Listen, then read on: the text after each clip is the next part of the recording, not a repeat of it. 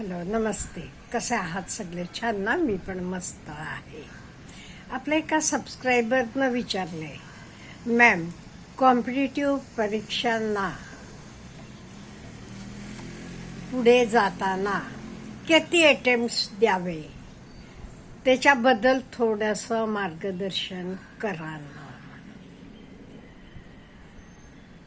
हे बघा, हल्ली कॉम्पिटिटिव्ह एक्झाम्सचं स्वरूप बदललेलं आहे.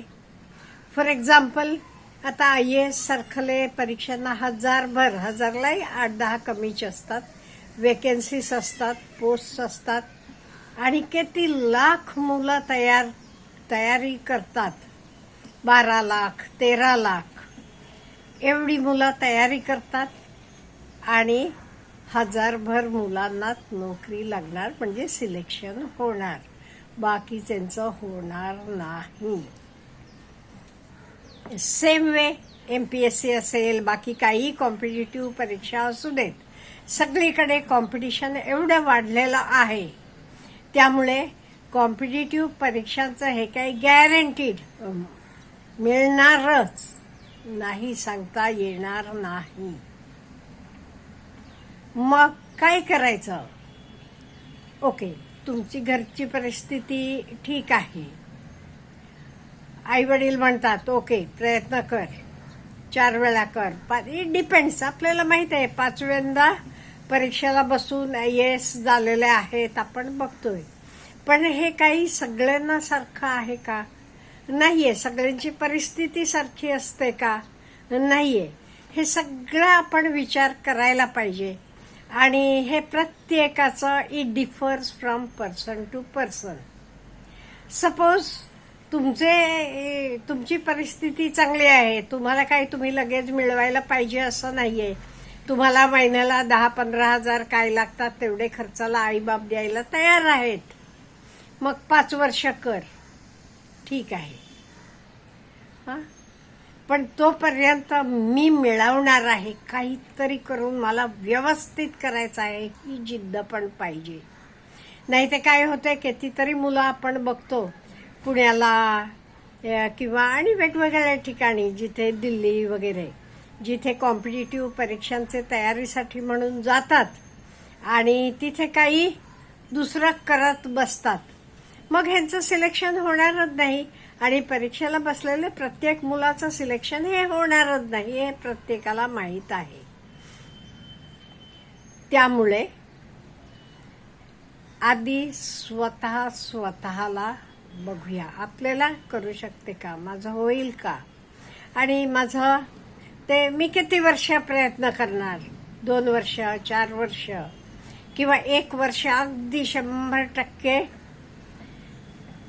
तयारी करायची आणि झालं नाही ते मग कुठेतरी एखाद्या नोकरीला लागायचं आणि परीक्षेची तयारी करायची. एकदा तुमचा पूर्ण अभ्यास झालेला आहे, त्यामुळे नंतर कसं तुम्ही रिव्हिजन करत गेलात तरी चालते, जरासा वेळ कमी होतो आणि एट द सेम टाइम तुमचा बी प्लॅन पण आपोआप तयार होते का, म्हणजे तिथे झालं नाही ते कितीतरी मुलं बघतो आपण 8-10 वर्ष कॉम्पिटिटिव्ह परीक्षांना म्हणून घालवतात आणि हे काहीच होत नाही. नंतर त्यांना बसायची सवय नसते, काही काम करायची सवय नसते, हे आयुष्यात ते निघून जातात. असं होऊ नये म्हणून मला वाटते, हे माझं पर्सनल ओपिनियन आहे, 1 वर्ष, जास्तीत जास्त 2 वर्ष सगळं सोडून 100% घालून तुम्ही प्रयत्न करा. झालं वेल अँड गुड. होते कितीतरी मुलं पहिले अटेम्प्ट मध्ये होतात आणि नाही की आपण काहीतरी बी प्लॅन म्हणून का होईना नोकरीला वगैरे लागायचं आणि हे करायचं, किंवा हे बी प्लॅन म्हणून ठेवा, नोकरी आहे ती ए प्लॅन असू देत, काही डिपेंड्स ऑन मी.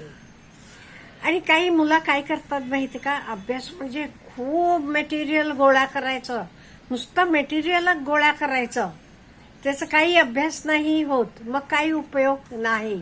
त्यामुळे मटेरियल जेवढं पाहिजे, गरजेचं आहे तेवढं करा आणि अगदी मन लावून अभ्यास करा. आज आता आपण बघतोय कितीतरी मुली घरात बसून अभ्यास करून पहिले अटेम्प्टला IAS सिलेक्शन झालेलं आहे.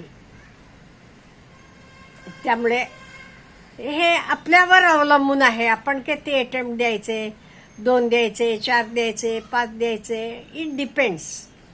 आणि आपल्यावर म्हणजे आपले बाकी सगळे कंडिशन्स, आपल्यावर किती जबाबदारी आहे किंवा किती वर्ष किंवा हे झालं नाही. आईवडिलांचा बिझनेस आहे बाबा, तिथे नाही जाऊन मला बिझनेस करायचा आहे, मग ठीक आहे. त्यामुळे इट डिपेंड्स.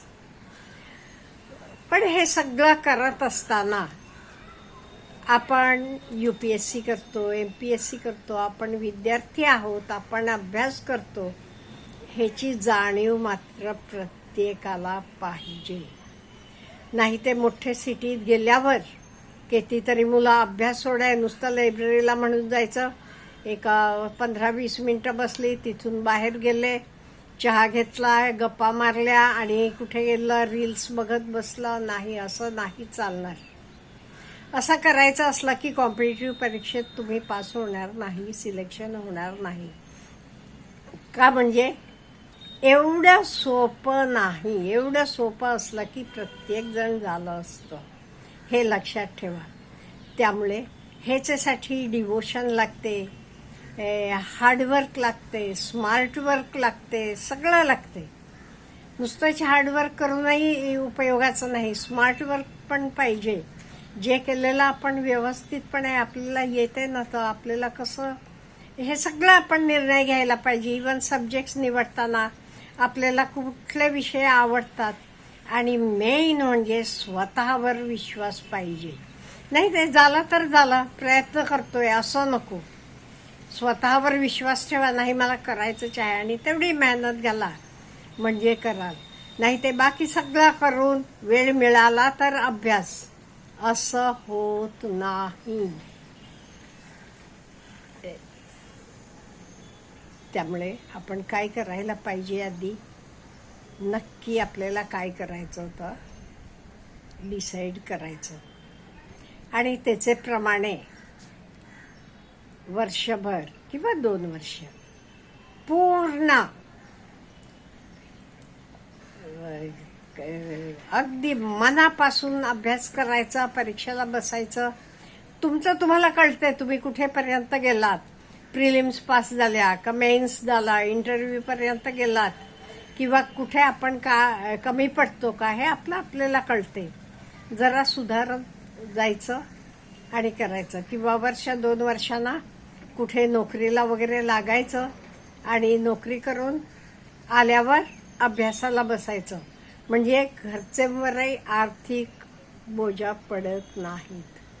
का म्हणजे कितीतरी मी आईवडील बघितलेत, शेतकरी आपण अगदी काटकसरीनं सगळं भागवतात आणि अभ्यास करतात मुलं पुण्यात किंवा कुठे, म्हणून त्यांना पैसे पाठवत असतात आणि ते मुलांनी त्याचा सदुपयोग केला की it is well and good.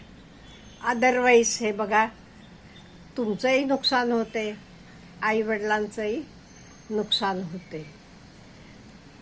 त्यामुळे आपल्याला करायचं आहे का, ठीक आहे.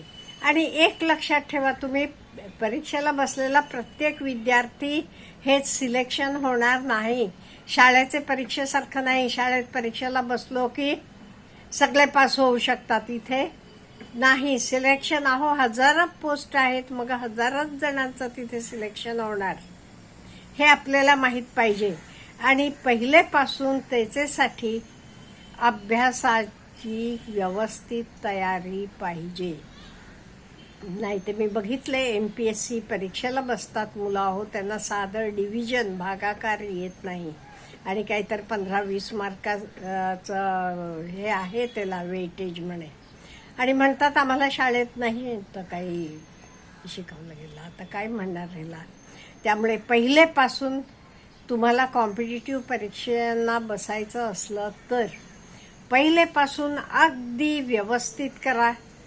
CBSEचे पुस्तकांचा अभ्यास व्यवस्थित पाहिजे, लहानपणीपासून स्कॉलरशिप, कॉम्पिटिटिव्ह परीक्षा काय काय असते ते सगळ्या परीक्षांना बसत जावा, म्हणजे तुम्हाला कसं तयारी करावी आणि थोडाफार बेस तयार होते.